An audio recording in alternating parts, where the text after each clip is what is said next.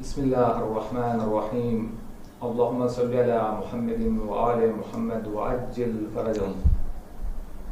محترم ناظرین، میں سید جواہر علی عابدی حسینی ستارے یوٹیوب چینل ٹیم کی جانب سے تمام ناظرین کی خدمت میں حج سلام پیش کرتا ہوں، اس امید کے ساتھ کہ ہمارے ناظرین جہاں کہیں بھی ہوں گے خوشحال ہوں گے، آباد ہوں گے۔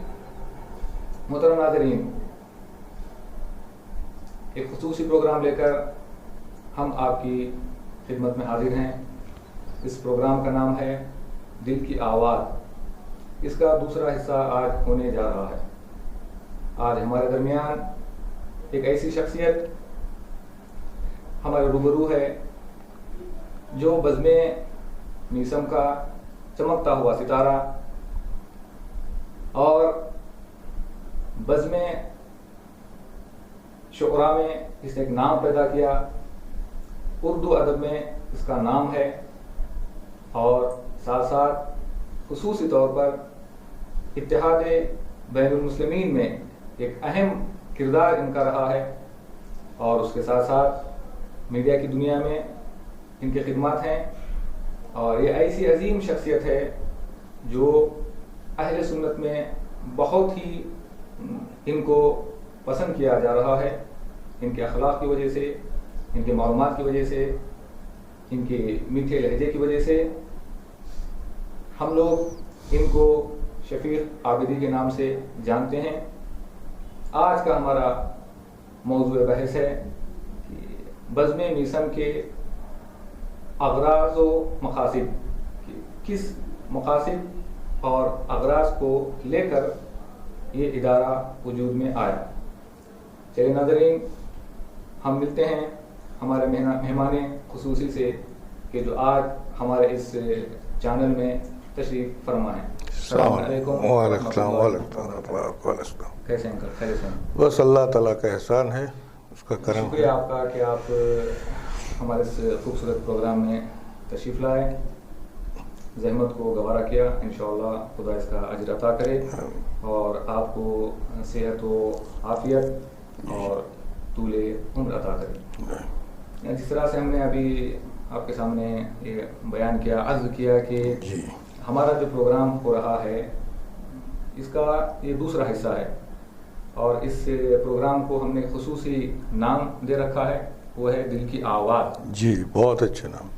اس کی وجہ یہ ہے کہ ہر وہ شخص جس کا قوم میں چہرہ ہے، جس کے پاس معلومات ہیں، جس کے پاس صلاحیت ہے، علم ہے، وہ آئے اپنے تجربات کو، اپنے معلومات کو لوگوں کے سامنے شیئر کرے، بتائے، یعنی وہ اپنے دل کی آواز کو میڈیا کے ذریعے سے شیئر کر سکے۔ تو دوسرا پہلو اس کا یہ ہے کہ ہم نے چونکہ بزم میثم ایک ایسی کمیٹی ہے، ایک ایسا ادارہ ہے جو ہمارے اطراف و اکناف میں بہت ہی مشہور و معروف ہے اور پھیلا ہوا ہے۔ جی، الحمدللہ یہ خدا کی بہت بڑی نعمت ہے جو پروردگار عالم نے وطن عزیز میں یہ چیز ہمیں عطا کی ہے۔ تو میں چاہوں گا کہ آپ کی خدمت میں جو پہلا سوال یہ ہے کہ بزم میثم جب وجود میں آئی اس وقت جو ہے کن مقاصد کو لے کر، کن اہداف کو لے کر یہ ادارہ، یہ بزم جو ہے وجود میں آیا؟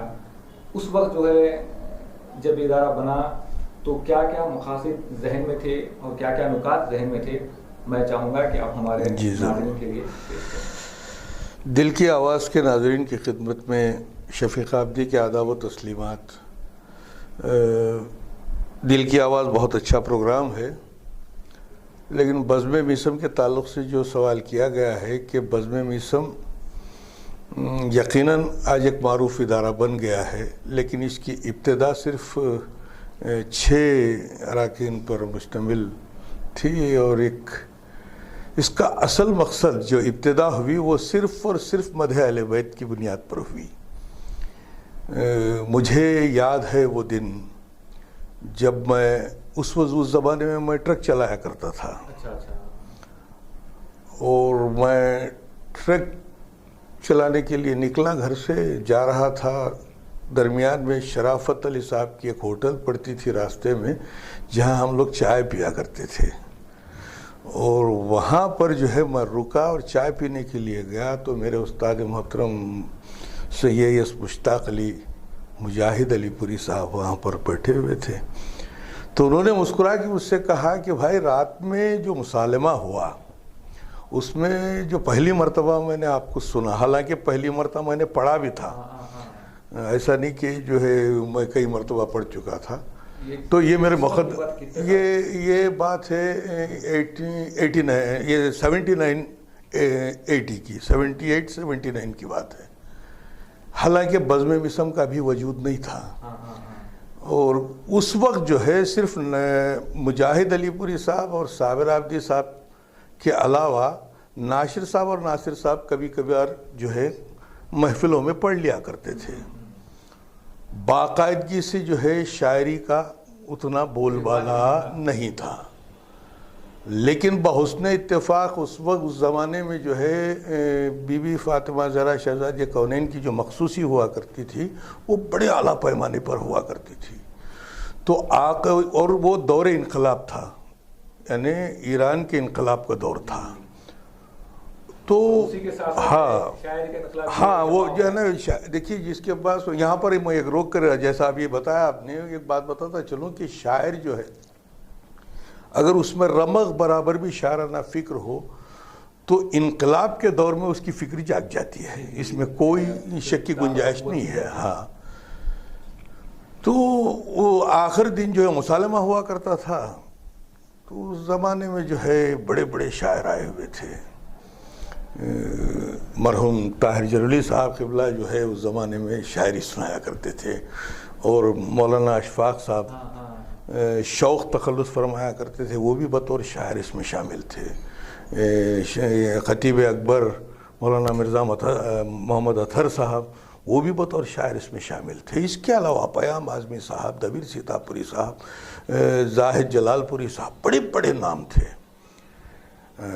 وہ اللہ تعالیٰ کا احسان ہے کہ اس زمانے میں ہم نے انقلاب کے تعلق سے ایک کاوش کی تھی، جو اس زمانے میں میں اور ناصر علی پوری صاحب جو ہے وہ مرحوم تربت علی صاحب کے مکان میں علماء رکا کرتے تھے، شورا وہاں پہنچے. تو وہاں ان لوگوں نے کہا، ہم نے جب سنایا تو انہوں نے کہا آج رات میں آپ ہی پڑھیں گے.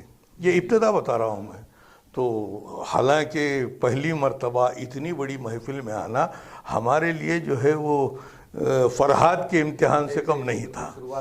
ہاں تو خیر وہ اللہ تعالیٰ کا احسان، اہل بیت اطہار کا بہت بڑا صدقہ ہے کہ اس رات ہم نے محفل میں حصہ لیا، اور جس پہ پیام اعظمی جیسا شاعر موجود تھا، اور لوگوں نے داد و تحسین سے نوازا اور اہل وطن نے دعاؤں سے نوازا. دونوں کامیاب رہے، ناصر صاحب اور اس میں صابر عابدی صاحب نے بھی حصہ لیا تھا.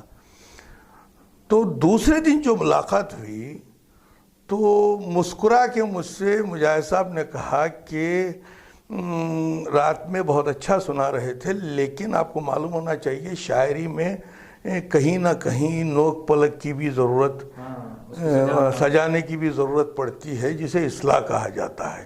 حالانکہ میں یہ اعتراف کرتا ہوں، لوگ کچھ بھی اپنی بڑی بڑی باتیں کر لیں، مجھے اس سے لینا دینا نہیں.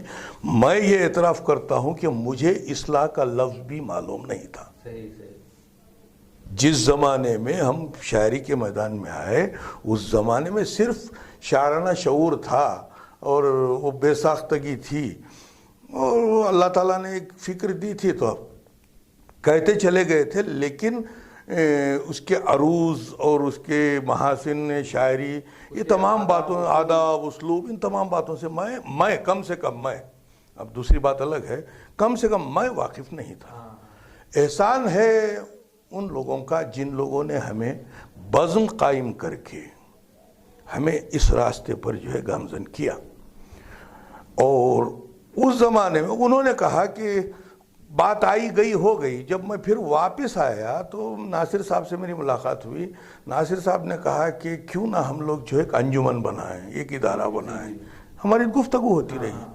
تو یہ بات پہنچتے پہنچتے صابر صاحب تک پہنچی، پھر مجاہد صاحب تک پہنچی. اس کے بعد مجاہد صاحب کے گھر میں ایک میٹنگ رکھی گئی. تو میٹنگ میں جو ہے بزم میثم وجود میں آئی. اس کا مقصد صرف اور صرف مدح اہل بیت کی آبیاری تھا. یہاں پر یعنی مکمل ادب کا مقصد نہیں تھا ابتدا میں، لیکن جیسے جیسے بزم میثم پروان چڑھتی گئی اور فکر نکھرتی گئی، شعراء اس میں زیادہ سے زیادہ شامل ہوتے گئے، تو اس وقت جو ہے میرے خیال سے پورے 7-8 سال بعد، میرے خیال سے جہاں تک میری یادداشت ہے 89 یا 90 کے آس پاس میں غزلوں کی بھی ایک تحریک چلی. حالانکہ میرے بعد میں جو مطالعے کا شوق آیا مولانا، میں یہاں پر ایک بات بتاتا چلوں کہ مطالعے کے بعد مجھے اس بات کا احساس ہوا کہ ادب کی وسعت جو ہے اس کا اندازہ کوئی لگا نہیں سکتا. بہت بڑی دنیا ہے، بہت بڑی دنیا ہے، اور اتنے اصناف سخن ہیں اور معافی الضمیر بیان کرنے کے لیے اتنے راستے ہیں. جیسے جیسے میں مطالعہ کرتا گیا اس وقت مجھے احساس ہوا کہ میں جس دنیا میں قدم رکھا ہوں وہ اس دنیا کو چھوٹی دنیا نہیں بلکہ ایک بہت بڑی دنیا کا نام ہے. کئی دنیا سمٹی ہوئی ہیں. ہاں، بارک اللہ. دوسرا سوال آپ کی خدمت میں یہ ہے کہ بزم میثم جو ادارہ چل رہا ہے جی، تو اس میں سسٹم تھوڑا سا بدلا ہوا ہے. جی بے شک. پہلے جو کئی سال گزر چکے ہیں، اب جو ایام گزر رہے ہیں، اگر ان میں اگر دیکھا جائے تو بہت ساری تبدیلیاں آئی ہیں اور نئے نئے شعراء بن کر آئے ہیں. جی بے شک. اور صدر و سیکرٹری کا ایک اہتمام ہے اور انتظام ہے، ایک طرح سے جو پورے سسٹم کے ساتھ یہ چل رہا ہے. تو ابھی یہ جو بزم چل رہی ہے اس میں ایک صدر ہوتا ہے، ایک سیکرٹری ہوتا ہے. نہیں، ابتدا میں بھی رہا. جی، یہ ایک انتخاب کا جو اسے کیا کہتے ہیں، کس بنیاد پر، کس اصول پر جو ہے یہ سسٹم. دیکھیے، میں یہاں پر بغیر اس کے یعنی سچائی کا اظہار کرتے ہوئے ایک بات بتاتا چلوں کہ ابتدا میں جو بزم بنی تھی اس بزم میں مجاہد صاحب کا صدر کا انتخاب اور مرحوم صابر عابدی صاحب کو جو ہے بطور میں معتمد کا انتخاب جو تھا وہ ایک معیار پر تھا، باقاعدہ جو ہے ایک مکمل، اس لیے کہ ان کے علاوہ ہمیں دوسرا کوئی نہیں تھا جو راستہ دکھا سکے. یہ ابتدا تھی. اب جیسے جیسے بزم آگے بڑھی اور مجاہد صاحب کی سرپرستی جو ہے ہمارے سر سے خالی ہو گئی، گردش دورہ نے جو ہے ہم سے جو ہے صابر عابدی صاحب کو بھی چھین لیا. وہ تو ہونا ہی ہے، موت سے کس کو رستگاری ہے، موت سے کس کو رستگاری ہے، آج ان کی تو کل ہماری باری ہے. تو یہ سلسلہ تو چلتا رہے گا. اس کے بعد جو ہے مجھ خاکسار کو صدر بنایا گیا. مجھے آج تک اس بات کا احساس ہے کہ میں صدر کے لائق نہیں تھا. حالانکہ جتنے مہینے جتنا پیریڈ بھی میں صدر رہا، مجھے ہر وقت یہی احساس کاٹتا رہا کہ میں صدر کے لائق نہیں ہوں. اس کی بنیادی وجہ بتا دوں کہ ادبی ادارے کے لیے بالخصوص ادبی ادارے کے لیے 100% کی امید تو میں مانتا نہیں ہوں. کم سے کم 10-20% جو اس لائق انسان کا ہونا ضروری ہے. لیکن ہم سے مجھے جب احساس ہوا تو میں نے ریزائن کر دیا کہ میں اس کے لائق نہیں ہوں. آج بھی میرا لیٹر جو دیا ہے اس میں نے اسی بات کا اظہار کیا ہے کہ میں اس عہدے کے لائق نہیں ہوں، اس لیے کہ میرا احساس تھا جس کا میں نے اظہار کیا. اس کے بعد یقیناً ناصر صاحب کا انتخاب اور ناصر صاحب کا انتخاب لائق داد و تحسین ہے، اس لیے کہ ہم جو ہے انہیں اس لائق تسلیم کرتے ہیں. اور دوسری بات، بزم میثم میں عہدہ کوئی معنی نہیں رکھتا. میں ایک بات بتاتا چلوں، عہدہ جو ہے صرف ایک ادارہ چلانے کے لیے جو ہے ایک سسٹم کے لیے عہدے کی ضرورت پڑتی ہے. لیکن بزم میثم میں جو ہے خدمت کی ضرورت ہے. ہاں، تو وہ حسن خوبی نہ مرحوم ناصر صاحب نے بھی انجام دیے اور ناطق صاحب بھی چند دن صدر رہے، وہ بھی انجام دیے، اور جو ہے آج ناصر صاحب ہیں وہ بھی انجام دے رہے ہیں. ہمیں اس سے کوئی اختلاف نہیں ہے. یقیناً یہ لوگ جو ہے. اور دوسری بات، بزم میثم کی شروعات کے بعد لوگوں میں ایک شعور پیدا ہوا شاعری کا، سامعین میں شعور پیدا ہوا، نوجوانوں میں شعور پیدا ہوا کہ شاعری کیا ہے، شاعری کے حوالے سے کن خلاف ہاں جو ایک روحانی دیکھیے کسی کا قول ہے، میں نام میرے ذہن سے ہٹ گیا ہے، کہ اچھا ادب اخلاق کا زیور ہوتا ہے، اور اچھی شاعری فکری انقلاب پیدا کرتی ہے۔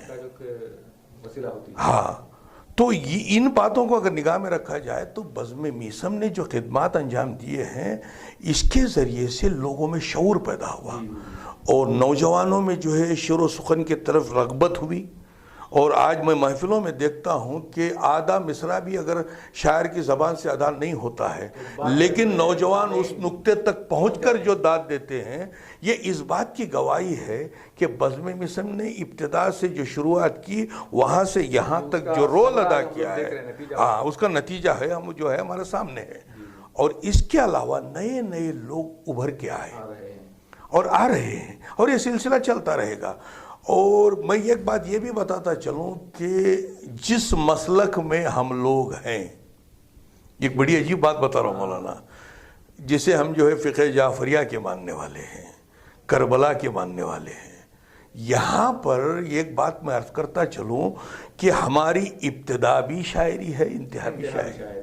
اس کی وجہ یہ ہے کہ ہم کربلا سے منسلک ہیں، عاشور خانوں سے منسلک ہیں۔ ہمارا بچہ پیدا ہوتا ہے تو پہلی جو نظر یا مانت کی جاتی ہے کہ میرا بچہ جو ہے آج میرا بیٹا ہو گیا یا بیٹی ہو گئی تو میں مناجات پڑھواؤں گی، تو پہلی شاعری کی شروعات ہو جاتی ہے۔ تو مناجات جو ہے وہ شاعری سے شروع ہو جاتی ہے۔ اب جیسے جیسے بچے کا حواس قمصہ تیز ہوتے جاتے ہیں، وہ بچہ جو ہے صرف ہمارے جتنے بچے ہیں وہ شاعری سے مانوس ہوتے جاتے ہیں۔ اس کی وجہ یہ ہے کہ ماں کی گود میں بچہ ہے، اور ماں عاشور خانے میں بیٹھے امام حسین کی غم منا رہی ہے مجلس میں، ہاں تو وہاں پر وہ بچہ جو ہے لوری جو سن رہا ہے وہ یا سلام سن رہا ہے یا منقبت سن رہا ہے یا برسیات سن رہا ہے۔ یہ جو ہمارے حس میں، ہمارے جو احساس میں جو ہے وہ شاعری شامل ہو گئی ہے۔ شاید اسی لیے اردو ادب کی ہم لوگ جو ہے اذان کے بعد جو دوسری صدا جو سنائی جاتی ہے وہی بے شک یقیناً، تو یہ ایک ہماری بنیاد ہے۔ اس بنیاد کی وجہ سے ہمارے نس نس میں رسائی ادب گھل مل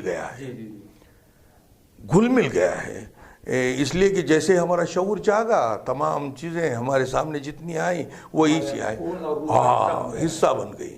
اور بالخصوص اب یہاں پر میں یہ بھی بتاتا چلوں کہ اگر تاریخی اعتبار سے دیکھا جائے تو بالخصوص علی پور میں، جو میرا وطن، آپ کا وطن، سب کا وطن ہے، یہاں پر ادب میراث میں آیا ہے۔ میرا جو مطالعہ ہے، لوگ دنیا کیا کہتی ہے مجھے اس سے نہیں، میرا مطالعہ یہ کہتا ہے، میرا مشاہدہ یہ کہتا ہے کہ ہمیں ادب میراث میں ملا ہے۔ یہ ایک مسلکی اعتبار سے، دوسرا جہاں سے علی پور کے باسیوں کا رشتہ تھا کسی زمانے میں، وہ ادب کا مرکز تھا جسے بیجاپور کہا جاتا ہے۔ تو بہت ساری چیزیں وہاں سے جو ہے مائگریٹ، جیسے انسان مائگریٹ ہوا ہے، ان کے ساتھ ساتھ جو ہے ان کی تہذیب، ان کی زبان، ان کا ادب سب جو ہے منتقل ہو کر یہاں پہنچا ہے۔ جی بہت جزاک اللہ۔ ایک سوال یہ ہے کہ جب سے یہ بزم میثم وجود میں آئی ہے، اس وقت سے لے کر اب تک کتنے شعراء اس بزم نے پرورش کی ہیں، پروان چڑھائے ہیں؟ دیکھیے یہاں پر ایک بات بتاتا چلوں کہ شعراء کو پروان چڑھانا ضروری نہیں ہے۔ اگر کسی کے پاس شاعرانہ فکر ہے، جب وہ آ جاتا ہے تو وہ خود بخود پروان چڑھ جاتا ہے۔ لیکن بزم میثم نے جو رول ادا کیا ہے، میں دعوے کے ساتھ کہہ سکتا ہوں کہ کہیں بھی جہاں تک میں گیا، پورا ہندوستان میں کوئی شہر ایسا نہیں ہے جہاں مجھ خاکسار کو بلایا نہ گیا ہو، ادب کے حوالے سے، مشاعروں کے حوالے سے، لیکن کہیں بھی بزم میثم جیسی بزم نہیں ہے، میں دعوے کے ساتھ کہہ سکتا ہوں۔ اس لیے کہ یہاں جو بھی آیا، آدھا مصرع لے کے بھی جو پہنچا، آج وہ شعر کہنے کے لائق بن گیا۔ میں ایک بڑا عجیب جملہ استعمال کر رہا ہوں، اس لیے کہ ہمارے پاس جو ہے اختلافی ذہن نہیں ہے. یہ ہمارے آبا و اجداد کا بہت بڑا احسان جو ملا ہے، ہمیں میراث میں ملا ہے، ہمارا حصہ ہے. یہ آبا و اجداد کا بہت بڑا احسان ہے کہ ہمارے پاس اختلافی ذہن نہیں ہے، اختلافات نہیں ہیں. اگر دیکھیے، اگر نجی زندگی میں ممکن ہے کہ ایک دوسرے سے اختلاف ہو، لیکن جہاں بھی مدح اہل بیت کی بات آئی ہے وہاں اتحاد ہے. اس لیے کہ ہم ان ائمہ کو مانتے ہیں جنہیں نورانی مخلوق ہے، کہ ہماری بزم میں آج کم سے کم 20-22 شورا ہیں، اور کئی شورا اس دار فانی سے کوچ بھی کر چکے، جس میں تقی اسدی گئے، اور جو ہے اسد صاحب بھی، اسد عابدی صاحب بھی ہمارے نوجوان شاعر تھے، وہ بھی نکل گئے. لیکن کہیں بھی ہم نے جو ہے یہ محسوس نہیں ہوا کہ یہ چھوٹے ہیں یہ بڑے ہیں. آج بھی اگر کوئی بزم میثم کی آفس میں پہنچ جاتا ہے جس وقت شورا موجود ہوتے ہیں، تو اس وقت آپ کو احساس ہوگا کہ ایسی بزم یقیناً کہیں نہیں ہے. اس لیے کہ وہ میل ملاپ، محبتیں، اور ساتھ ہی ساتھ ایک لفظ مجھے کم پڑ رہا ہے، میں آپ کو، کسی نے مجھے دے دیا، کسی کی جو ہے. دیکھیے شاعری میں بالخصوص میرا ایک تجربہ، 63 سال کی عمر ہو گئی، شاعری میں آئے 43-44 سال کے قریب ہو گیا اسٹیج پر آئے ہوئے، اور ایسے اسٹیج دیکھے کہ بس وہ تصور ہے. خیر وہ اوپر والے کا احسان ہے، 14 معصومین کا صدقہ ہے. تو جو باتیں میں نے دیکھی ہیں کہ اہل بیت اطہار کا صدقہ ہے کہ مدح اہل بیت میں ہمارے ہاں چھوٹے بڑے کا تصور نہیں ہے. اور جتنے آئے پروان چڑھ رہے ہیں، پروان چڑھتے رہیں گے. اور یہ سلسلہ میں سمجھتا ہوں اس لیے کہ یہ سلسلہ اہل بیت کے نام سے جڑا ہوا ہے، تو یہ قیامت تک رہے گا اور باقی رہے گا، اور یہ سلسلہ چلتا رہے. ہم رہیں نہ رہیں، لیکن یہ سلسلہ ضرور چلتا رہے گا. بہت اچھی بات کہی آپ نے. جب یہ بزم بن چکی ہے اور کام جو ہے ماشاءاللہ وسیع پیمانے پر ہو رہا ہے، اور ادب کی دنیا میں آپ لوگ سب نام پیدا کر رہے ہیں، انشاءاللہ کرتے رہیں گے، لیکن کیا جوانوں کے حوالے سے، تعلیم کے حوالے سے کیا ارادے ہیں، کیا مقاصد ہیں؟ کس حد تک ہم لوگ جو ہے شاعری کو استعمال کرتے ہوئے ہم لوگ اپنے بچوں کو، اپنے قوم کے جوانوں کو تعلیم کے میدان میں راغب کر سکتے ہیں؟ اس کے لیے کیا سوچا ہے؟ یہ ایک بہت بڑا سوال ہے، چونکہ جو ہمیں دیکھا ہے علامہ زندگی اٹھا کے دیکھے ہیں. جی انہوں نے قوم کو اٹھانے کے لیے کتنے اشعار کہے ہیں. تو شعر شاعری کا بڑا اثر ہوتا ہے یقیناً نوجوانوں کے دل و دماغ پر. تو کیا بزم میثم کا بھی ایسا ایک؟ دیکھیے مولانا، بزم میثم کے مقاصد میں کئی اہم مقاصد ہیں، اور تمام مقاصد کو پورا کرنے کے لیے میں ایک اکثر نظامت کے دوران اکثر جب میں باہر جاتا ہوں تو ایک جملہ کہتا ہوں کہ 1 کروڑ روپے کی کار ہے، اور اس کے ٹائر کی جو وال پن آتی ہے وہ صرف 1 روپے کی ہے، اور وہ اس وال پن کو نکال دیا جائے تو 1 کروڑ روپے منجمد ہو جاتے ہیں. وہاں سے جو ہے وہ جنبش تک حرکت نہیں کر سکتے. تو ابتدا سے ہی اللہ تعالیٰ کا وہ نظام رہا ہے کہ چھوٹی چیز جو ہے بہت بڑی کام کر سکتی ہے، اور بہت بڑی چیز جو ہے کبھی کبھی خاموش ایک جگہ رک سکتی ہے. بزم میثم میں سب ہونے کے باوجود فائنانشیل سپورٹ بزم میثم کو نہیں ہے. نہیں، ایک بات بتاتا چلوں، اور وداؤٹ فائنانس کتنے بھی بڑے مقاصد ہوں کامیاب نہیں ہو پاتے. تو تحریک کے ساتھ محرکین کا فرض یہ بنتا ہے کہ اپنے لائے عمل کو پائے تکمیل تک پہنچانے کے لیے راستے ہموار کریں، اور وہ جو جس چیز کی کمی ہے اسے ہم لوگ اپنائیں، تب جا کر جو ہے مقصد تک پہنچ سکتے ہیں. نوجوانوں کی تعلیم کے بارے میں ایک بات بتاتا چلوں کہ نوجوانوں کی تعلیم کو بزم میثم اپنے اشعار کے ذریعے لوگوں کے ذہن کو بیدار تو کر سکتی ہے، لیکن ذمہ داری لے کر جو ہے انہیں تعلیم دلوا نہیں سکتی. ہاں نہیں بات بتا رہا ہوں میں. ہاں آپ نے دیکھا ہوگا کہ ابتدا سے لے کر بزم مسم کے اکثر و بیشتر شعراء نے مدح سے ہٹ کر بھی کچھ ایسے شعر کہے، جیسے ماں کی عظمت پر شعر کہے، علم کی عظمت پر شعر کہے، اور حالات حاضرہ پر شعر کہے، اور سیاست کے خلاف شعر کہے، سیاسی بدعنوانیوں کے خلاف بھی آوازیں بلند کی. اس لیے بلند کی کہ جو ہے ایک ذمہ داری بنتی ہے. اسی لیے علامہ اقبال کا جیسے آپ نے نام لے لیا، شعر را مقصود اگر آدم گری است، شعر را مقصود اگر آدم گری است، شاعری ہمواری سے پیغمبری است. اگر آدم گری کے لیے شاعری کی جا رہی ہو تب جا کے جو ہے وہ ہمواری سے پیغمبری بن سکتی ہے.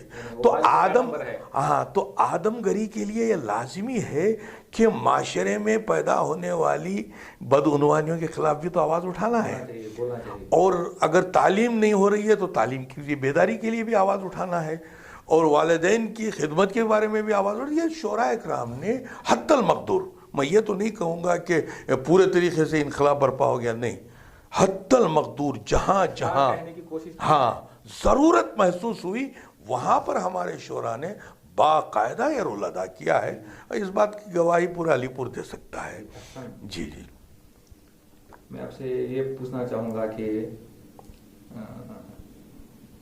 اشعار کے حوالے سے، اور خاص طور پر اگر دیکھیں تو بزم میسم اس کی پوری بنیاد، اس کی جڑیں، جی جی اس کے اصل و اصول جی اردو زبان پر ہیں. بے شک بے شک بے شک بے شک بے شک.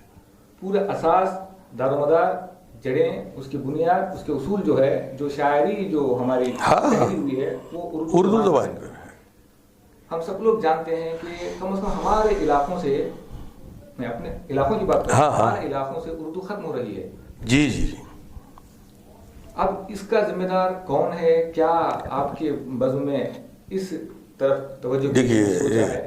دیکھیے اشعار کا کہہ دینا آسان ہے، بہت آسان، دیوان کا لکھ دینا آسان ہے، لیکن ہمارے بعد جو ہماری نسلیں آئیں گی وہ کس زبان میں شاعری کو پڑھے گی؟ کسی کا دیوان ہو، کسی کا اشعار ہو، رکھ دینے سے، چھپا دینے سے کام. دیکھیے مولانا، یہ جو اردو زبان کا مسئلہ ہے یہ کسی ایک علاقے کا، کسی گاؤں کا، کسی شہر کا، کسی ملک کا مسئلہ نہیں. عالمی سطح تک تمام اردو دان محو فکر ہیں کہ ہماری زبان کا کیا ہوگا. اس کی بنیادی وجہ یہ ہے کہ یہی وہ زبان ہے جس نے محبتوں کو عام کیا ہے. معافی چاہتا ہوں میں، نہیں میں آ رہا ہوں آپ کی بات پر. ہماری کم از کم اپنے علاقے کی سطح تک تو ہم ذمہ دار ہیں. لیکن مسئلہ یہ ہے کہ لوگ سوال کرتے ہیں کہ اردو زبان کا قاتل کون ہے، یہ ختم کیوں ہو رہی ہے. میں تو یہی کہتا ہوں کہ ہمیں سرکاروں پر تکیہ نہیں کرنا چاہیے. جو لوگ سرکار پر تکیہ کرتے ہیں، حکومتوں پر تکیہ کرتے ہیں، وہ لوگ کبھی کامیابی حاصل نہیں کر سکتے. اس لیے کہ سرکاریں ایک قسم کی نہیں آتی. ہم لوگ نام نہاد جمہوریت میں زندہ ہیں. وہ اکثر میں باتوں میں کہتا ہوں کہ ہٹلر نے سے جو ہے، ہٹلر ایک دن جو ہے ایک مرغے کو پکڑ کر اس کے تمام پر نکال رہا، پروں کو نکال کے مرغا چلا رہا تھا. تو اس کے کچھ حواریوں نے پوچھا کہ مرغے کو اتنی تکلیف ہو رہی تھی، آپ نے جو اس کے پر کیوں نکال دیے؟ تو اس نے چھوڑ دیا مرغے کو. اس کے بعد دانہ ڈالتا رہا، وہ پیچھے بھاگتا رہا. دانہ جیسے جیسے پڑتا رہا، مرغا جو ہے پیچھے بھاگتا رہا. تو اس وقت اپنے حواریوں سے ہٹلر نے کہا کہ نام نہاد جمہوریت اسی کو کہا جاتا ہے. تو یہاں پر جو ہے ہم جس سرکاروں پر جو ہے ہم لوگ، آج کی سرکار ایک قانون بناتی ہے، دوسرے دن دوسری سرکار آتی ہے، بدل جاتی ہے. تو اس کے لیے اردو دان طبقے کا یہ فریضہ ہے کہ کم سے کم، میں یہ نہیں کہتا کہ کنڑ مت پڑھائیے ورنہ مستقبل خراب ہو جائے گا. میں یہ بھی نہیں کہتا کہ انگریزی مت پڑھائیے ورنہ ہمارے بچوں کا مستقبل خراب ہو جائے گا. اس لیے کہ علاقائی زبان اور گلوبل زبان سے اگر بچوں کو روک دیا گیا تو ان کا سنہرا مستقبل ختم ہو جائے گا. لیکن اپنی مادری زبان کو بھی دور نہیں کرنا چاہیے. جیسے اپنی ماں سے محبت کرتے ہیں، زبان سے محبت کرنا چاہیے.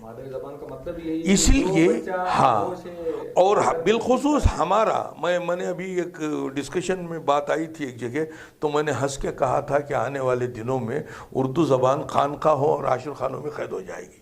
ہو گئی ہے. نہیں، میں نے یہ جملہ کہا تھا اس لیے کہ خانقاہوں کا نظام اور عاشر خانوں کا نظام اردو سے جڑا ہوا ہے، تو وہاں سے وہ آزاد ہو نہیں پائے گا. لیکن سچائی کا اظہار کرتے ہوئے گریز کرنا بھی میں خطا سمجھتا ہوں. یہاں پر آنے والی ہماری نسلیں انگریزی میں لکھ کر اردو میں شعر پڑھ رہی ہیں، اور شمالی ہندوستان میں دیوناگری میں لکھ کر اردو میں پڑھ رہی ہیں. اس کو ختم کرنے کا ایک ہی راستہ ہے، جہاں تک میری سمجھ میں آتا ہے، کہ تقریروں سے، کانفرنسوں سے، سیمیناروں سے، سمپوزیم سے انقلابات نہیں آ سکتے جب تک ہم اپنی فکر اپنے گھر سے نہ شروع کریں. اگر میں اپنے بچوں کو جو ہے اردو تعلیم دینے کی ٹھان لوں تو انقلاب آ جائے گا. کیا ایسا نہیں ہو سکتا کہ جتنے بھی شعراء ہیں، میں علی پور کی بات نہیں کر رہا ہوں جی، ضروری تو ناف میں جو ہمارے کم از کم جو ساؤتھ میں جو شعراء ہیں، کیا ایسا نہیں ہو سکتا کہ وہ اپنے اشعار میں کسی بھی محفل میں، مجلس میں تھوڑا سا اردو کے اوپر توجہ دلائیں؟ نہیں، بہت پڑھے جا رہے ہیں. آپ کو تعجب ہوگا، نہیں آپ کو تعجب ہوگا مولانا، میں یہاں پر یہ بتاتا چلوں کہ مشاعروں میں جو ہے ہندی میں لکھ کر لاتے ہیں اور اردو کی توصیف ہوتی ہے. اس سے انقلاب نہیں آئے گا. ٹھیک ہے، شاعر شعر سنائے کہ اردو کی آبیاری کے لیے جو ہے جہاں تک ہو سے ہم لوگ شعر سنائیں، لیکن اس کے ساتھ ساتھ اردو لکھنے پڑھنے دونوں کا انتظام ہونا چاہیے. لکھائی بھی ختم ہو گئی تو اردو ختم ہو جائے گی. اس لیے کہ ہاں دونوں تو یہاں پر جو بچے کان رکھیے، ہمارے ہاں اللہ کا لاکھ لاکھ شکر ہے کہ دونوں اسکولوں میں، شاید نوبل اسکول میں، زین میں، یا بنت الہدیٰ میں، یہاں اردو ڈپارٹمنٹ زندہ ہے، باقاعدہ زندہ ہے. میں تو سلام کرتا ہوں منتظمین کو، اور ہونا بھی چاہیے کہ بالخصوص نوبل میں تو بہت ہی ایکٹیو طریقے سے وہ لوگ جو ہے اردو کو بہت اس کے ساتھ جو ہے نقی رضا صاحب جو ہے پورا انٹرسٹ لے کر کام کر رہے ہیں. اس میں کوئی دو رائے نہیں ہے. اگر وہی کاروائی ہر جگہ ہو جائے انگریزی اسکولوں میں تو باقاعدہ اردو کو زندہ رکھا جا سکتا ہے. اس کے ساتھ جو بچہ کم سے کم، میں ایک بات یہاں پر ایک پیغام دے دیتا ہوں میں ناظرین کو، کہ بچہ جب کم سے کم اسکول سے آنے کے بعد جیسے اپنی میتھمیٹکس کی، سائنس کی، جغرافیائی کتابوں کا مطالعہ کر رہا ہے، کم سے کم ہفتے میں ایک مرتبہ ماں باپ انٹرسٹ لے کر اردو کی طرف بھی جو ہے اسے بٹھا کر پڑھائیں تو جو ہے اردو کو زندہ رکھا جا سکتا ہے. یہ کام جو ہے ہمارا ہے، سرکار کا نہیں ہے. اس لیے کہ ہماری تہذیب، ہماری زبان کو ہم نہ زندہ رکھیں تو کون زندہ رکھے گا؟ ایسا نہیں ہو سکتا کہ تمام علماء حضرات مل کر، شعراء حضرات مل کر کانفرنس رکھیں، بات کریں، میٹنگ رکھیں، لوگوں کو بلائیں، باقاعدہ اس کے پیچھے تھوڑا سا زحمت کریں؟ نہیں، ہو سکتا ہے. نتیجہ جو ہے آئندہ ظاہر ہوگا. جی دیکھیے، کوئی بھی چیز بیج بوتے ہی پھل تو ملنے کے امکانات نہیں ہیں.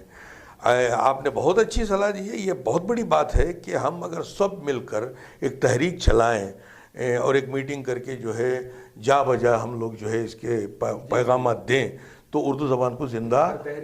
ہاں نہیں، جتنا ہو گیا، دیکھیے جتنا ہو گیا اتنے ہم لوگ کامیاب ہیں. یہ ضروری نہیں کہ 1000 آدمیوں میں کھڑے ہو کر میں یہ تقریر کر دوں اور وہ کم سے کم جو ہے 1000 آدمیوں پہ اثر ہو جائے. 10 پر بھی ہو گیا، 1000 میں تو میں کامیاب ہو گیا. تو یہاں پر یہ تحریک چلائی جا سکتی ہے اور بزم مصم کا فرض بھی بنتا ہے. اس لیے کہ اردو کی ہی ایک تنظیم کا نام بزم مصم ہے، اس کا فرض بھی بنتا ہے. اور اس کے ساتھ میں یہاں پر یہ بھی بتاتا چلوں کہ جتنے سائن بورڈز لگتے ہیں، جو دیکھیے ظاہر اور باطن جدا نہیں ہے. آپ تو مولانا ہیں، میں آپ کے سامنے بڑی بات نہیں کروں گا. ظاہر کے ساتھ ساتھ باطن اور باطن کے ساتھ ساتھ ظاہر ساتھ چلتا ہے. تو ہمیں ظاہری طور پر بھی اپنی زبان کو دکھانا چاہیے اور باطنی طور پر بچوں کو پڑھانا چاہیے. تو ہمارا یہ فرض بنتا ہے کہ جتنے سائن بورڈز انگریزی میں، کنڑ میں لکھے جا رہے ہیں اس کے ساتھ ساتھ اردو میں بھی لکھا جائے تو کم سے کم بچوں پر اثر ہوگا. کیا برا ہے جب جو کوئی بورڈ 2-3 لینگویج میں لکھا ہوا ہے تو چوتھی زبان اردو آئے تو کیا برا ہے؟ نہیں، جب دیکھیے علاقائی زبان کنڑ میں تو لکھنا ہی ہے، اس کے ساتھ گلوبل زبان ہے انگریزی، اس لیے کہ اس کے بغیر تمہارا کام نہیں چلتا ہے، لکھنا چاہیے، تو اس کے ساتھ اگر مادری زبان میں بھی لکھ دیا جائے تو کوئی غلطی نہیں ہے، اس میں بہت بڑا فائدہ ہوگا۔ مجھے یاد ہے وہ ایام جب میں ہائی اسکول پڑھا کرتا تھا، تو اس زمانے میں ٹونڈے بائی ریلوے اسٹیشن کا بورڈ جو تھا وہ اردو میں تھا، اوپر جو ہے انگریزی تھی، نیچے جو ہے ہندی تھا، اس کے نیچے اردو تھا، اور آخر میں کنڑ میں تھا۔ جہاں تک میرا خیال ہے، اگر میرے پاس اگر فوٹو بھی موجود ہوگی، اس زمانے میں نے وائٹ اینڈ بلیک فوٹو بھی نکالی تھی وہ بورڈ کے پاس کھڑے ہو کے، وہ زمانہ تھا۔ لیکن آج جو ہے کہیں بہت ساری جگہوں سے وہ بورڈ ہٹا دیے گئے، ختم کر دیے گئے، لیکن بے حسی کی ہماری یہ انتہا رہی اردو دان طبقے کی کہ اس طرف کوئی توجہ دیا نہیں۔ اس کے بعد آج یہاں پر ایک مذاقاً میں کہتا چلوں کہ آپ دلی جائیں گے تو تغلق آباد ایک اسٹیشن ملتا ہے، یعنی نظام الدین سے پہلے ایک تغلق آباد ایک اسٹیشن ملتا ہے، وہاں پر جو اردو میں تغلق لکھا ہوا ہے اسے سمجھنے کے لیے انگریزی کا سہارا لینا پڑا، تو یعنی اتنا بگاڑ دیا گیا۔ تو ان تمام باتوں پر اگر ہم توجہ نہیں دیں گے تو ہمارا مستقبل سنور نہیں سکتا۔ ہماری زبان اردو زبان سے ہماری مکمل تہذیب اور مکمل مذہب دونوں چیزیں جڑے ہوئے ہیں، ہمارا تمدن یقیناً جڑی ہوئی ہے، تو اس کا زندہ رکھنا ضروری ہے۔ ایک بہت اچھا پیغام ہے۔ بزم مشن کی لائبریری ہے، جی، اس کا کیا اصول ہے، کیا سسٹم ہے، کیا غیروں کے لیے بھی اجازت ہے کہ مطالعہ کریں، پڑھیں جوان حضرات؟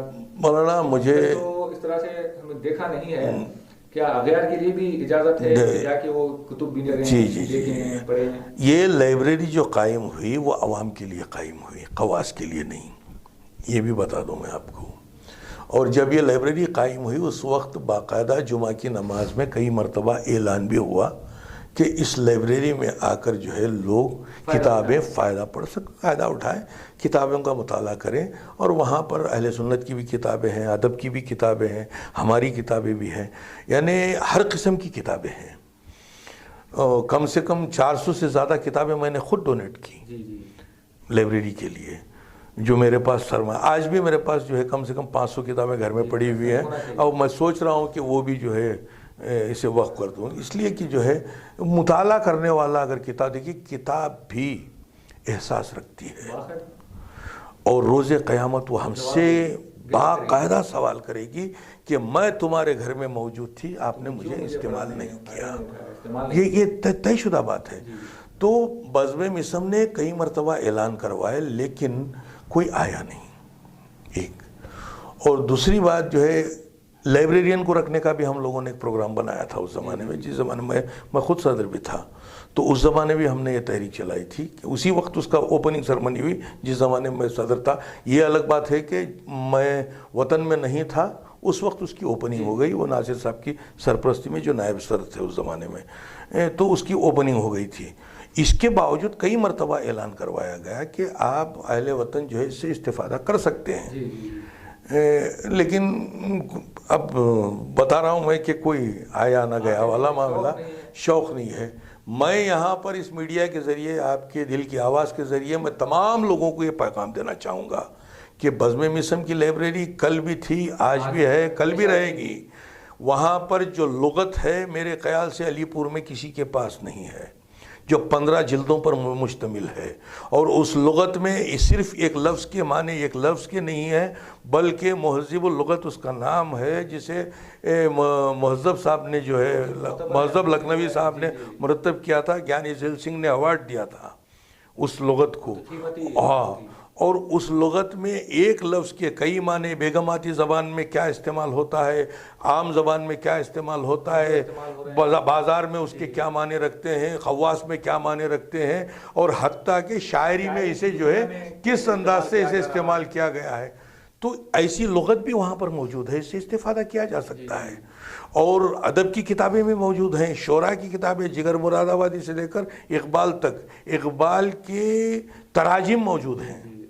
میں یہاں پر بتاتا چلوں، علامہ اقبال کے زبور عجم سے لے کر اس تک جو ہے تمام کتابوں کی جو ہے جاوید نامے تک جو فارسی میں تھی ان کی تراجم بھی موجود ہیں، وہ بھی منظوم تراجم.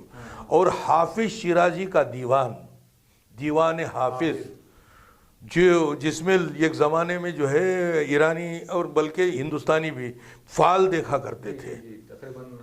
ہاں وہ ہے، تو فال دیکھا کرتے تھے. تو وہ دیوان بھی بزم مسم کی لائبریری میں موجود ہے، جسے میں نے خاکسار نہیں وقف کیا ہے، وہ بھی اس میں موجود ہے. اگر کوئی آ کے اس سے فائدہ اٹھا سکتا ہے تو اٹھا سکتا ہے. اور اس کے ساتھ جو ہے اہل سنت کی کئی کتابیں اس میں موجود ہیں. اس لیے موجود ہیں کہ اہل سنت کی کتابوں کے مطالعے سے ہی ہمارے بچے جو ہے جب باشعور ہوں گے تو جواب دینے کی صلاحیت حاصل کر سکتے ہیں. تو وہ تمام کتابیں بھی اس میں موجود ہیں. اور باقاعدہ جو ہے اہل تشیع کی کتابیں موجود ہیں. اور جہاں تک میرا خیال ہے، دیا ہوں نہیں دیا ہوں مجھے یاد نہیں ہے، میرے پاس اردو میں گیتا ہے. ہندوازم کی جو ہندوؤں کی بہت بڑی گرنتھ ہے، بہت بڑی کتاب ہے بھگوت گیتا، وہ اردو میں میرے پاس موجود ہے. اگر وہ کوئی مطالعہ کرنا چاہتا ہے تو میں وہ بھی وقف کرنے کو تیار ہوں. تو بولنے کا مطلب یہ ہے کہ کتابیں موجود ہیں اور اپنی زبان بے زبانی سے رو رو کر التجا کر رہی ہے کہ میرا مطالعہ کرنے والا کوئی نہیں ہے. کتابیں ہیں لیکن کتاب خواہ نہیں ہے. یہ بدبختی ہے. وہ اب چوہے اگر پڑھنا لکھنا سیکھ لیں گے تو پھر وہ ان کتابوں کا خدا حافظ ہو جائے گا. ہاں تو یہ بات ہے. آخری سوال آپ کی خدمت میں یہ ہے، مجھے نہیں پوچھنا چاہیے لیکن پوچھ رہا ہوں، سوال ہے چونکہ اس کو ضرور عام کرنا چاہیے. ہمارے یہاں اگر دیکھا جائے تو بزم مسم بہت بڑی کمیٹی ہے بے شک، لیکن سال بھر جتنے بھی جشن ہوتے ہیں باہر سے شعراء آتے ہیں، لیکن ہمارے شعراء کم باہر کیوں جاتے ہیں؟ اس کے پیچھے کیا راز ہے؟ یہ میرا اپنا ایک دل کا درد ہے، میں جو آج مجھے موقع ملا میں جو بیان کر رہا ہوں. میرا پورے آج کا مقصد یہی ہے کہ اس کے بہانے میں یہ سوال کروں. تو دیکھتے ہیں کہ کثرت سے ماشاءاللہ سے آ رہے ہیں شعراء، تو پھر ہمارے شعراء کو بھی جب صلاحیت ہے، بولتے ہیں اور اشعار بھی اچھے کہہ رہے ہیں، قصیدہ خوان ہیں، تو پھر کیوں جو ہے باہر کی؟ دیکھیے مولانا، یہاں پر دو باتیں ہیں. پہلی بات یہ ہے کہ ہمارا شاعر بے نیاز ہے. جتنے بزم مسم کے شعراء ہیں وہ بے نیاز ہیں. کسی مقصد کے تحت وہ شاعری نہیں کرتے. صرف ان کا مقصد ہے اہل بیت اطہار کی خوشنودی. ایک ہی مقصد کے تحت وہ شاعری کرتے ہیں کہ ہم سے اگر اہل بیت اطہار خوش ہو گئے تو ہم کامیاب ہو گئے، اور صرف ان کی مدح سرائی ہو. یہ جو ہے یہاں بے نیازی ہے. تاجرانہ فکر نہیں ہے، نہیں ہے. یہ بنیادی بات بتا رہا ہوں میں کہ بزم میسم کے شعراء، تمام شعراء کو میں سلام کرتا ہوں، اس لیے کہ ان کے پاس تاجرانہ فکر نہیں ہے. کبھی انہوں نے 1 روپیہ کسی سے پوچھا نہیں کہ ہمیں دیجئے. اگر کوئی دے دیتا ہے ہدیہ وہ ایک الگ بات ہے، وہ ایک امام کا صدقہ ہے. تو یہ بنیادی چیز ہے. اور دوسری بات، ایک دور ایسا بھی آیا تھا کہ ہمارے شعراء بکھر گئے تھے، اتنا بکھرے تھے کہ ہمارے یہاں کی جشنوں میں بھی 1-2 شاعر نہیں مل پا رہے، کمی پڑ رہے تھے. تو بکھرے لیکن پھر سمٹتے گئے. اس کی بنیادی وجہ یہ ہے کہ اردو زبان میں علاقائی عصبیت ہے. مجھے جب آپ نے بے باکانہ انداز میں سوال کیا ہے تو میں بے باکانہ انداز میں جواب دے دیتا ہوں. اس میں باقاعدہ جو ہے ابتدا سے علاقائیت رہی ہے. مجھے یہاں پر ایک واقعہ بتا دوں تو غلط نہ ہوگا کہ جس وقت مجھے جشن لکھنؤ، جو ہندوستان کا سب سے بڑا مشاعرہ مانا جاتا ہے، ہندوستان کا بہت بڑا مشاعرہ مانا جاتا ہے، اس سے بڑا مشاعرہ اور کہیں نہیں ہوتا، لال قلعہ اور جشن جمہوریت. اللہ تعالیٰ نے دونوں یعنی اہل بیت کے صدقے میں دونوں مشاعروں میں خاکسار کو پڑھوایا. مجھے نظامت کے لیے بلایا گیا تو وہاں پر ایک بوڑھے میاں جو ہے سوال کر، وہ نہیں جانتے، مجھے نہیں جانتے، حالانکہ میں موجود ہوں، وہ مجھے نہیں جانتے اس لیے کہ میری شکل سے واقف نہیں ہے. تو سوال کر رہے ہیں، ارے رانا صاحب، لکھنؤ کو یہ برا وقت کب سے آ گیا کہ کرناٹک سے ناظم کو بلایا گیا ہے. یعنی انہیں جو ہے وہ حلق سے اتر نہیں رہا تھا، فکر کی پستی. ہاں. تو اس وقت بے ساختہ کسی نے جواب بھی دے دیا کہ آپ نے جب سے اردو اپنے بچوں کو پڑھانا چھوڑ دیا تب سے جو ہے یہ مجبوری آ گئی ہے. تو خیر وہ ایک جواب تھا. تو میرا بولنے کا مطلب یہ ہے کہ کبھی کبھی جو ہے یہ علاقائیت وہ جو ہے وہاں اسے تسلیم. ہمارا مسئلہ یہ ہے کہ اہل وطن کا آزاد فکر ہے. اور آپ تعجب کریں گے کہ بزم میثم کی شروعات تھی. آپ نے سوال کر دیا ہے تو میں یہاں بات یعنی بے نیازی کی بات بتاتا چلوں کہ شروعات تھی اور 1400 سالہ جشن منایا گیا امام حسین علیہ السلام کا علی پور میں. ثقلین حیدر کی نظامت تھی اور ہندوستان کے معتبر و معروف شعراء اکرام علی پور تشریف لائے. تو اس میں بزم میثم میں اس زمانے میں 6 شاعر تھے. میں نے جیسے ابتدا میں کہا بہت پرانی بات میرے خیال سے 84 کی شاید 84-85 کی شاید. تو اس زمانے میں جو ہے میٹنگ ہوئی. بولے نہیں گاؤں کے صرف 2 شاعر پڑھیں گے.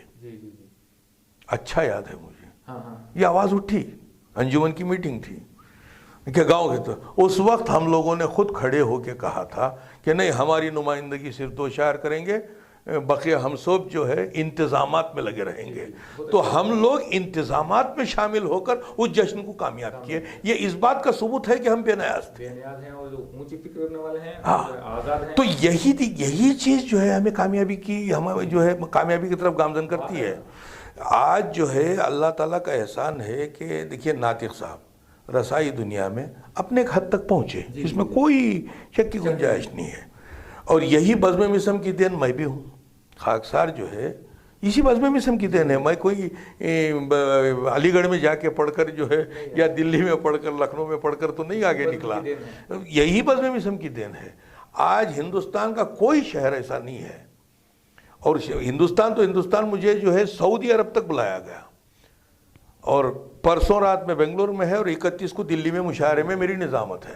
تو یہ بات بتا رہا ہوں یہ ہم لوگ پہنچے. اب ناصر صاحب جو ہے میرے ساتھ برہانپور میں مشاعرہ پڑھ کے آئے. یہ ہے مقاصد بمبئی سب جگہ پڑھے لیکن بے نیاز ہیں. کبھی بھی جو ہے فون کر کے بھئی ہمیں آپ بھول گئے ہمیں کیوں یاد نہیں کر رہے ہیں. اس مرتبہ لاک ڈاؤن لگ گیا ہے آپ اگر یاد نہیں کریں گے تو کیا ہو. یہ تمام چیزیں ہمارے شعراء میں نہیں ہیں. بے نیازی سے لکھتے ہیں. صرف اور صرف ہمارا مقصد مدح اہل بیت کا ہے. اور جو ہے کوئی میں آپ کو یہاں پر بتاتا چلوں بزم میثم کی تیسری طرح تھی عزم حسین عزم ہے پروردگار کا.